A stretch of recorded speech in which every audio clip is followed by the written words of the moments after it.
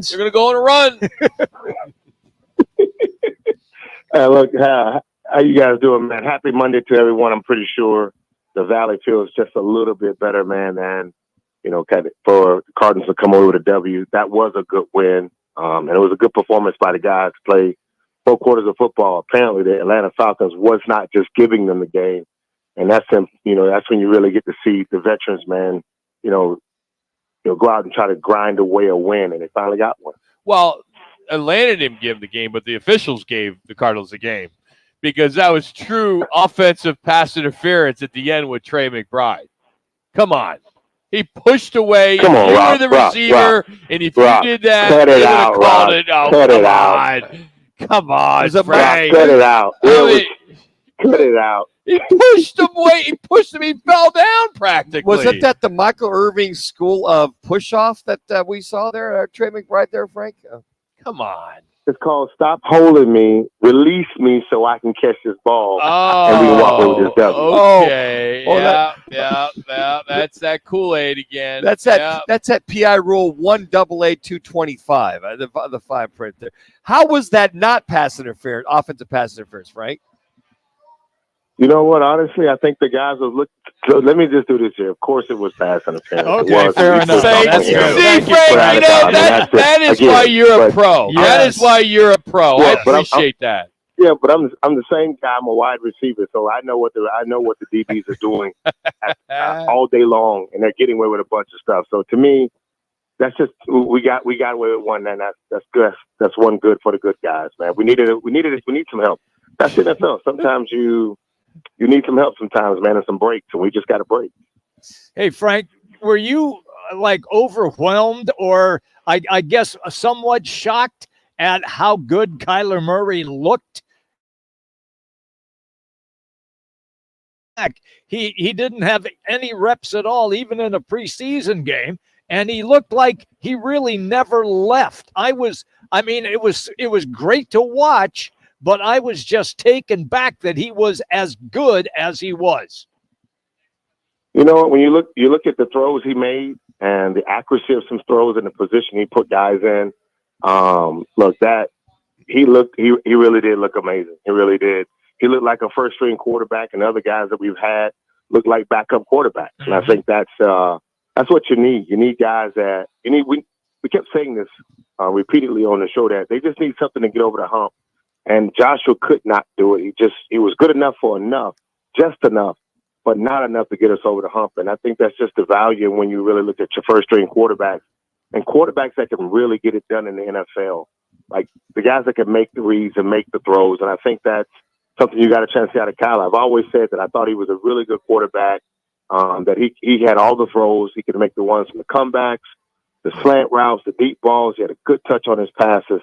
And I just think that we got a chance to see that. It's really good to see him come back and not have those mishaps. I agree with you, Jimmy B, because he did look like he did miss a beat. Frank Sanders here on Rock and Manooch with Jimmy B. I know it was only his first game, and I know the fan base is pretty excited. And there are a lot of, I think, naysayers out there that did not want him to do well. I mean, I think a lot of people are looking at that first-round pick, thinking Williams out of USC is still the guy.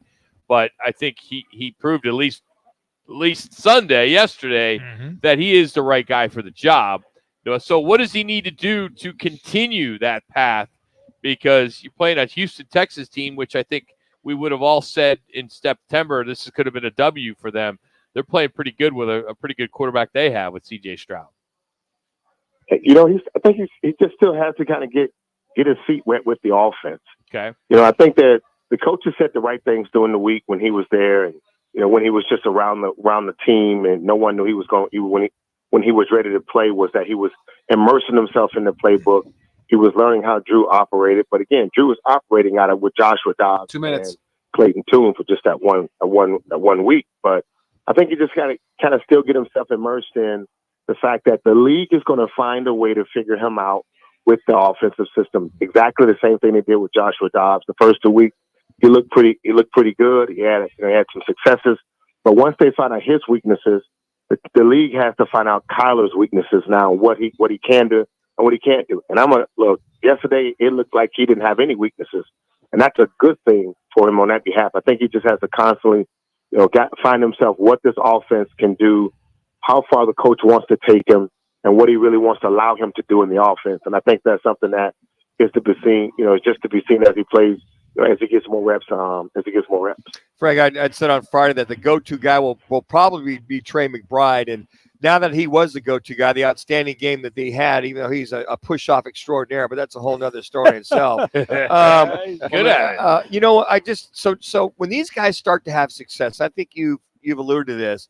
All of a sudden, there's a target on their back, and that's what separates the guys that can do it week in and week out. The Travis Kelce's of the Chiefs, the Bates of the Chargers, the guys that can do that. Do you see that kind of stamina and mantra to Trey McBride, that now that he's on the map, that teams will maybe double him or maybe pay a little more attention to him? I definitely think they're gonna. I'll say this here: the league does this wonderfully. They'll put their guy on him, and they'll say, okay, well, can my guy stop him because last week guy couldn't do it? Right. And so they're going to find out if their guy can do it. If he can do it, then they'll leave him alone and go one-on-one. But if he can't, then that'd be the beauty of it. But I'm going to back up a little bit, and I'll go back to what can Drew do with him differently? Yes. Well, he put him in motion because Travis Kelce is in motion all the time. He's not stagnant. So they're putting him against individuals to try to attack specific weaknesses in their opponent. And I think that's to be seen more out of it. Like we saw him run drags and shallow crosses and things like that opened him up, which I thought was absolutely fabulous. He chip blocked some, and then he released with a shallow cross, which allowed him to be open. Our tight end has never been the number one target, and I think they tried to take away the deep ball because Kyler could definitely do that. But I think Minucci, it's to be seen how much and how well he can kind of advance now that the league recognizes that he's not the same rookie he was. Now he's a different guy now. This guy he's out making plays. He's patting his chest. He's saying, throw me the ball. And I think that's something where the league is going to try to recognize and say, okay, we'll play the first quarter, and then we'll take away his tight end and see if Drew makes some adjustments from that standpoint. And if he doesn't, then it'll be a long day. All right, then take me to James Conner, because he was a dominant fixture in that offense.